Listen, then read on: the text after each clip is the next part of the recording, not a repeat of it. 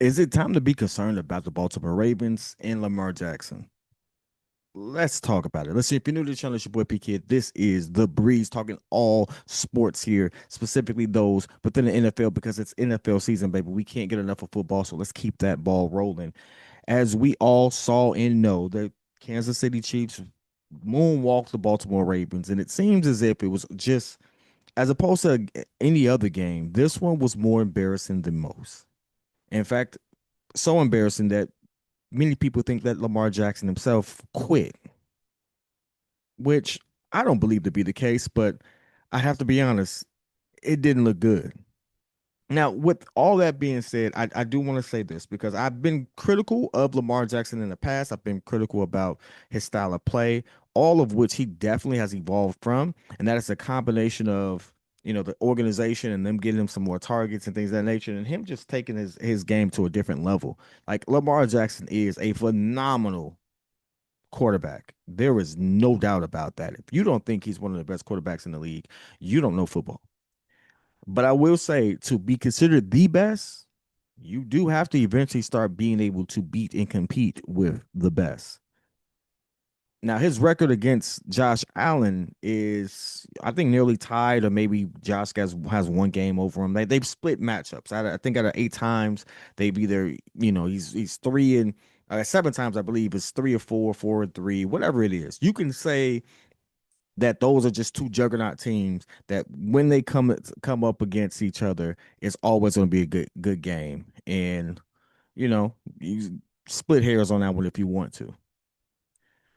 But when it comes against the Baltimore Ravens playing the Kansas City Chiefs, that just don't seem to be close. In fact, from if what I'm looking at is correct, and I'm looking at NFL.com in the last in the Patrick Mahomes and Lamar Jackson era, which I will give it a grain of salt. They included the year that Lamar wasn't really the starter. But since as he's been the starter, it's like 1-5 and 1-6. It ain't been good. And of course, it's the loss in the playoffs, which also wasn't good. It I hate to say it, but it's almost like they really do have their number. And there's a lot of injuries happening and things of that nature. But the team, as they are constructed now, what you see going for the Baltimore Ravens, there's no way that they're 1-3. Like when you have Lamar Jackson, when you have Derrick Henry, when you have the defensive players that they have, mind you, he does have Zay Flowers, who is an exciting young wide receiver. DeAndre Hopkins, although an older vet, still does make noise and still can get it, still make himself a threat. There is no way that the Kansas City Chiefs, who have been reeling, they're 2-2 now, but like there's not the same Kansas City. I think everyone kind of concedes that there's no way that that team moonwalks you the way that they did, to the point where not only is Lamar Jackson running for his life, despite the fact that running is one of his best abilities, it just doesn't seem like they were cohesive at all. And it's just like, Jesus Christ, what is going on? And it starts to make you wonder, like the games that you've seen them play. Like let's just put this into perspective here. I'm gonna go strictly on Lamar Jackson's stats. Now, I don't want this to be a video in which people think that I'm saying to blow it up, this, that, and the other, but something's not quite right here. So let's just look at his stats for the season. It's gonna be something very telling. Lamar Jackson for the season so far, for these 4 games that are in, has a 71.6% completion rate. Nearly 900 yards, 869 to be exact. Nice. 10 tuds and only one INT, which actually came from the Chiefs yesterday. All that being said, oh, and mind you, his worst rating as a QB came against the Chiefs with a 86.9 rating, 147 yards, one INT, one tud. Yet every other game against the Lions, against the Browns, against the Bills has been nothing short of 125 or more. In fact, he has 2 games with a rating of over 140 with multiple tuds. I mean, 3 against the Lions, 4 against the Browns, 2 against the Bills, and yet they're 1-3. I mean, honestly, if you just looked at his statistics over the last 4 games, you can't say that statistically he's not the best or the at least top 2 QBs in the league. I mean, he's putting up ridiculous numbers. But the way that the Patrick Mahomes Kansas City Chiefs moonwalking looked, Jesus, it's like, hey, it's really good to be dominant in the regular season, but can you or are you that guy who can actually get us over the hump against the teams that actually matter, is going to stop us from getting the Super Bowl? And that's becoming the actual narrative with Lamar Jackson and the Baltimore Ravens. Is Harbaugh still the coach to actually get them over there? And it's unfair to some degree because the reason that they lost last year was a couple bad plays. Mark Andrews drops a clear touchdown. Like, you can't fault that team for that. You can't fault Lamar for that. You can't necessarily fault Harbaugh. Like, everything was there for them to win. But when it doesn't happen and you get tired of the mediocrity, if you get tired of waiting, it then starts to be one of those, okay, so when are we going to finally get over the hump?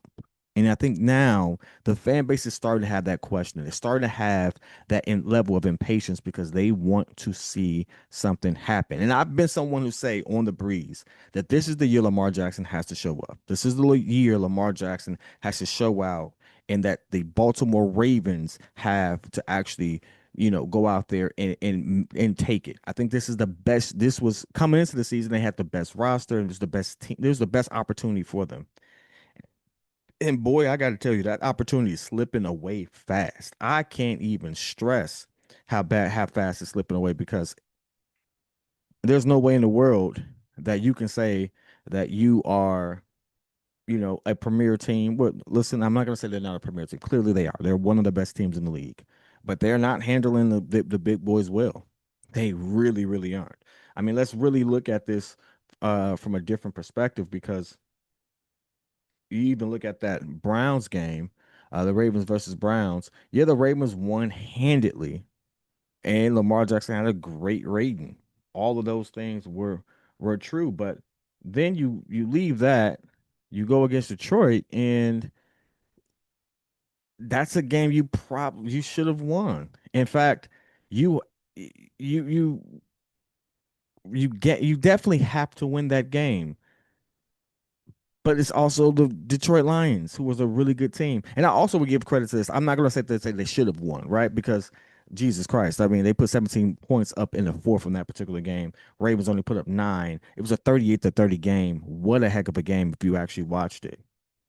But I mean, those are the teams that if you're going to be the best, if you're going to be the champions, you expect to win. You expect the Baltimore Ravens, who have the continuity. I know that they did have some pieces, but they don't have the gaping hole of a new regime that's taken over. Not necessarily new, but all the turnover that the Detroit Lions have had over the last season. I mean, the Detroit Lions came in, and many people thought that they were not going to be anywhere near the team that they've turned out to be because of it. And you had the opportunity to really put that type of fear and doubt into the atmosphere, and you didn't capitalize off of it.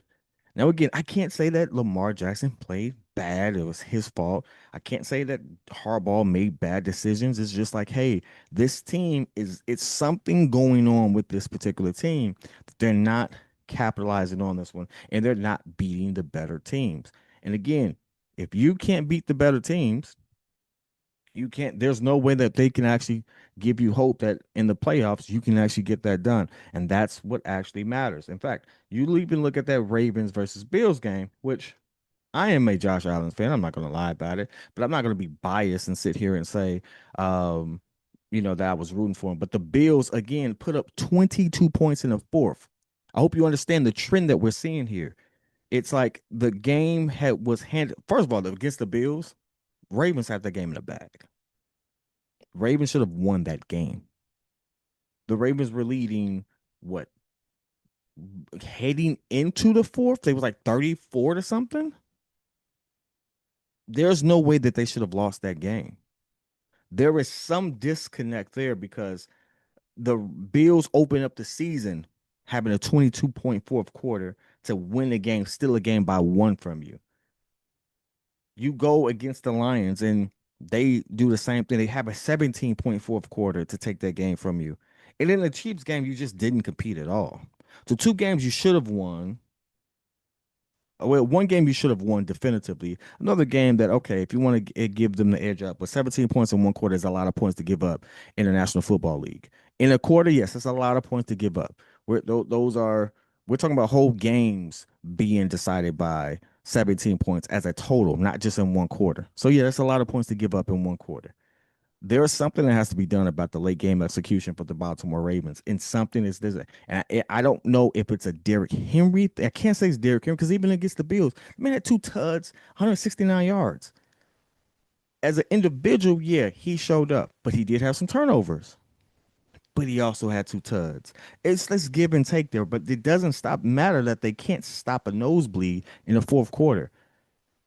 But they've been dominant every other quarter. So it's the weird conundrum because I don't believe that there's any other team that can beat the Ravens outside of the Bills, outside of the Chiefs, and obviously the Lions. But I think that's, I mean, that happens. But I don't think if they match up if they match up again that the Lions will beat the Ravens. I don't think that's going to happen. Maybe that's just me giving being optimistic, but I don't see that happening. But there is something else that has to totally change in their late game execution and honestly them keeping their pedal to the metal, their ball security. Derrick Henry has to be better. I mean, even with the monstrous numbers he puts up, you can't have untimely turnovers. That just doesn't work in today's league. That's not okay. But the embarrassment that happened this Sunday also can't happen. I do believe that Lamar Jackson's hurt. I do believe that he does have a legitimate hamstring injury. And even if it was a low grade or something he could have played through, you don't take that risk in a game where you're getting blown out. But it is the simple fact that you're getting blown out by one of the team that keeps putting you out and stopping you from having stopping you on your road to this ultimate goal, which is a Super Bowl berth and potentially trophy. That makes it all the more embarrassing because now the question is not just about your players, it's about your coaching and whether or not the players even have the heart for it. The current meme right now is Lamar Jackson being James Harden in those moments. And unfortunately, I can't defend it because they're right. Lamar Jackson, league MVP multiple times, things of that nature. You look at James Harden. I mean, it's almost one of the most fitting analogies I've seen in there, and that's not even being funny. It really is so far. Now, I do think it's a little more unfair because Lamar Jackson could absolutely show up in one of the other 10-9, or somebody else on that team could completely not show up, and it's going to fall on him. James Harden never showed up. James Harden just didn't. James Harden, yeah. So I think it's a little unfair but an aspect. But again, we're talking about regular season performance. The analogy is fitting. So is it time for the ultimate change? Maybe. I don't know if Harbaugh has lost the locker room. I don't know what it is. I think maybe there's some other personnel changes that can happen. But we also have to give respect to the fact that they do have some injuries. I think even as of today, the defensive tackle is suspected to have a season-ending injury. They're not, while they're a juggernaut, they're not without flaws. And unfortunately, they're just getting exposed very early. Now, it's still a long season. It's a long way to go. But we have to be real.